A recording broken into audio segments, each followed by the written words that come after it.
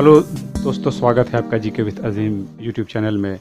दोस्तों, आज का हमारा टॉपिक है एक्स किरण। देखिए, कुछ परीक्षाओं में सवाल जो हैं एक्स किरण से आते हैं।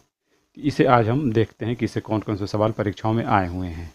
ठीक है, इससे ज़रूर कोई ना कोई एग्ज़ाम में सवाल आते हैं। तो अगर आप एक दिवसीय परीक्षा की तैयारी कर रहे हैं तो आपके लिए ये वीडियो महत्वपूर्ण है। करते हैं शुरू। सबसे पहले एक्स किरण के बारे में। तो सबसे पहले इसके इतिहास के बारे में जान लेते हैं कि ये कैसे खोजा गया। तो सबसे पहले 1895 में रॉन्टजन द्वारा इसकी खोज हुई थी। विलियम रॉन्टजन ने कैथोड किरणों के अध्ययन के दौरान इसका खोज किया। वो कर क्या रहे थे, इस तरह का एक विसर्जन ट्यूब लिए हुए थे और उसमें वो कैथोड किरणों का अध्ययन कर रहे थे। उन्हें यह आभास हुआ कि कैथोड किरणें जब एनोड पर पड़ती हैं तो उस टाइम कोई एक अदृश्य किरण बाहर आ रही है और वो उस किरण का गुण जो है कैथोड किरणों से भिन्न है, लेकिन वे भी किरणें फोटोग्राफिक प्लेट को करती हैं काला और प्रदीप्तिशील वस्तुओं पे पड़ने पे चमक उत्पन्न करती हैं। उन्होंने उस अज्ञात किरण का नाम रख दिया एक्स किरण कह दिया या एक्स रे कह दिया, कि बाद में इसका नाम रखा जाएगा। बाद में एक्स किरण का नाम उन्हीं के नाम पे रॉन्टजन किरण कहा गया, यानी रॉन्टजन रे एक्स किरण का ही सही नाम है। ठीक है, लेकिन आज भी ये इस्तेमाल होता है एक्स किरण के रूप में। और उन्हें सन 1901 में इसकी खोज के लिए 1901 में भौतिक का नोबेल पुरस्कार दिया गया। एक्स किरणें पैदा कैसे होती हैं ये आपको जानना है, ये परीक्षा के लिए महत्वपूर्ण है। जब कैथोड किरणें उच्च अणुभार के उच्च गलनांक के धातु से टकराती हैं तो ये उत्पन्न होती हैं। यानी इस अज्ञात किरण को रॉन्टजन ने एक्सरे कहा था। जब कैथोड किरणें जब चलती हैं ये और उच्च गलनांक के और उच्च परमाणु क्रमांक वाले जब धातु से टकराती हैं तब एक्स किरण बाहर आता है। यानी प्लेटिनम, टंगस्टन या मॉलिब्डेनम, ये उच्च गलनांक वाली धातुएं हैं। इनसे टकराने पे कैथोड किरणों की कुछ ऊर्जा क्या होती है, चेंज होती है एक्स किरण में।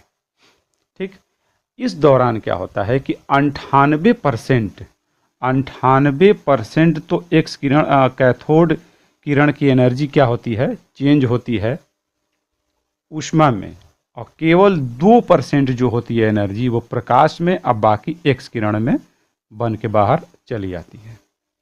ठीक है, तो रॉन्टजन ने जो खोजा था वो विसर्जन ट्यूब के द्वारा खोजा था। वर्तमान में एक्स किरण जो है वो विलियम कूलिज द्वारा कूलिज ट्यूब से एक्स किरण का उत्पादन होता है। इसकी खोज उन्होंने 1913 में किया था।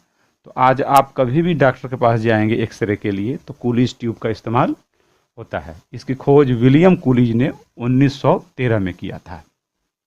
यह भी विसर्जन नली की तरह एक खाली ट्यूब ही है, लेकिन फ़र्क इसमें इतना होता है कि ये बहुत ही कम दाब पर इस ट्यूब के अंदर एक कैथोड और एक एनोड होता है। एनोड कोई उच्च गलनांक की धातु, उच्च क्रमांक वाली उच्च गलनांक की धातु जैसे प्लेटिनम, टंगस्टन या मॉलिब्डेनम का बना होता है। ठीक है, और फिलामेंट जो होता है वो कैथोड होता है, यह टंगस्टन का होता है बना हुआ। टंगस्टन को कम वोल्टेज जैसे 12 या 24 वोल्ट देके करते हैं गर्म, और इन दोनों के बीच उच्च विभवांतर जोड़ते हैं, जैसे 10,000 के आसपास, 10 से 20,000 का वोल्टेज लगाते हैं। तो इस कारण कैथोड जो होती हैं किरणें वे ऋणावेशित और ये होती हैं धनावेशित। इन पोटेंशियल डिफरेंस के कारण ये क्या होती हैं, कैथोड किरणें बहुत तेज़ी से एनोड की तरफ आती हैं, और एनोड जो होता है प्लेटिनम या टंगस्टन या मॉलिब्डेनम धातु का बना होता है, और एक जाके इसी से टकरा जाती हैं। किससे, एनोड से। एक टकराने के दौरान अपनी पूरी ऊर्जा उस धातु को दे देती हैं, जिससे 98% ऊर्जा ऊष्मा में और केवल 2% जो एनर्जी होती है उसमें से एक्स किरण बन के बाहर आता है। इस दौरान क्या होता है कि कूलिज ट्यूब का ये वाला हिस्सा हो जाता है बहुत गर्म। इसको ठंडा करने के लिए यहाँ से छोड़ते हैं जल और यहाँ से निकाल लेते हैं। जल या कोई भी लिक्विड कूलिंग वाला पदार्थ इसके अंदर होता है जो लगातार होता रहता है पंप, जो इसको करता रहता है ठंडा, नहीं तो ये गल जाएगा क्योंकि एनर्जी ये गर्म भी होता है। इस तरह से एक्स किरण बाहर आता है। तो कभी भी परीक्षा में बोले कि एक्स किरण का उत्पादन किस ट्यूब द्वारा होता है, तो कूलिज ट्यूब द्वारा। खोजे थे कौन, तो वो रॉन्टजन। और कब खोजे थे, 1895 में। ये आपको भूलना नहीं है।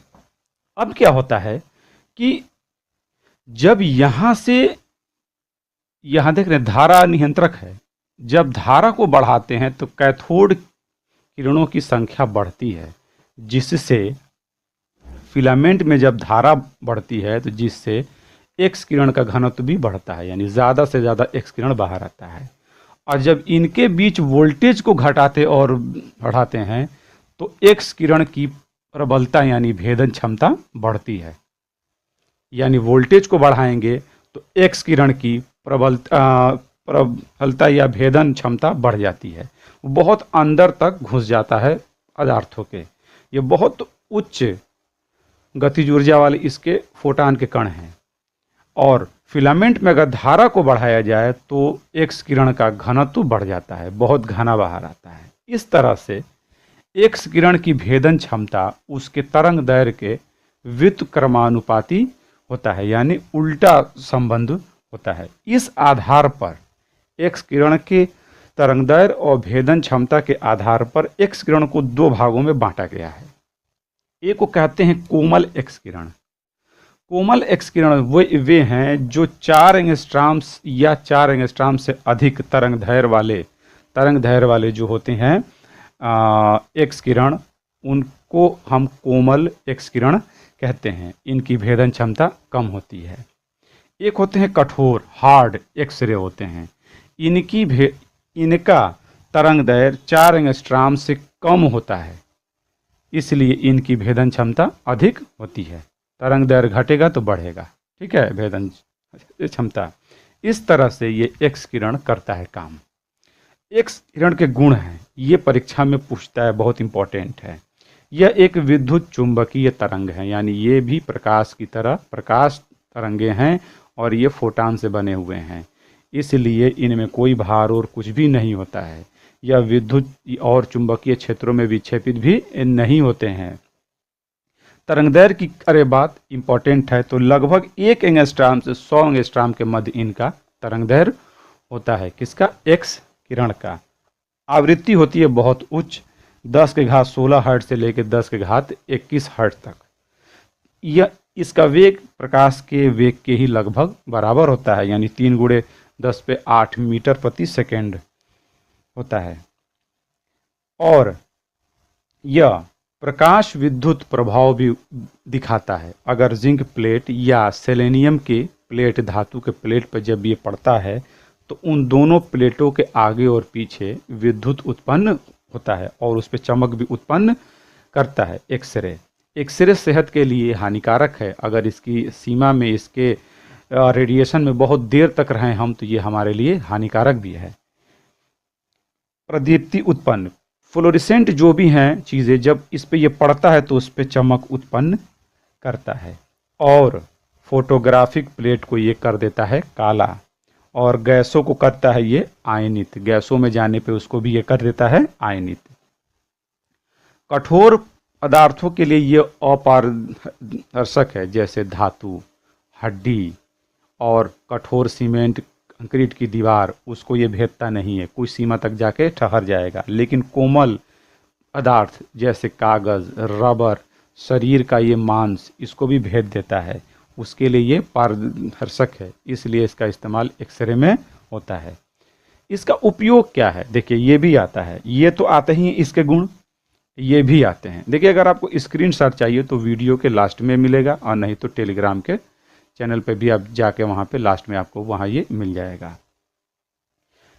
चिकित्सा में इसका इस्तेमाल के बारे में देखिए, हड्डी एवं क्षय रोग में होता है। हड्डियों की एक्सरे, फेफड़े का या अन्य भागों का, जैसे पथरी हो गया, ठीक है, टूटी हुई हड्डियाँ हो गई, क्षय रोग हो गया, उसके द्वारा एक्सरे करके करते हैं पता। इंजीनियरिंग के क्षेत्र में, मेडिकल में तो इसका बहुत इस्तेमाल है।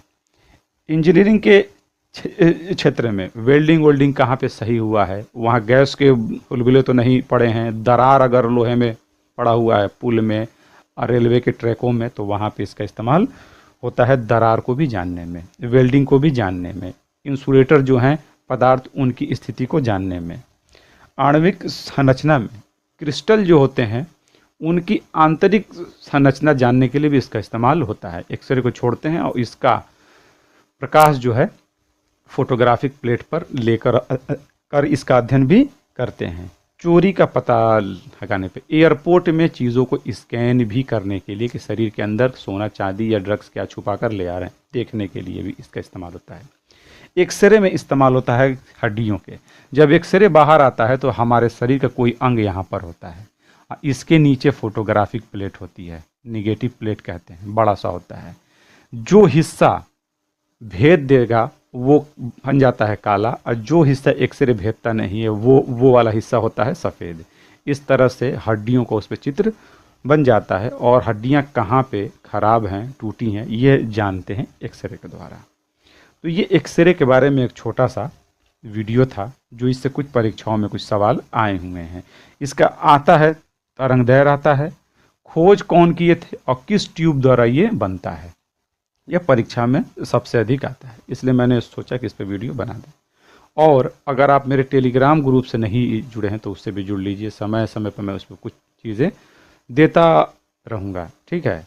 अगर ये वीडियो आपको अच्छा लगा है तो इसको करिएगा लाइक, और अगर आप इस चैनल पर नए हैं तो करिएगा सब्सक्राइब। मिलते हैं फिर हम एक अगले वीडियो में, तब तक के लिए अलविदा, जय हिंद।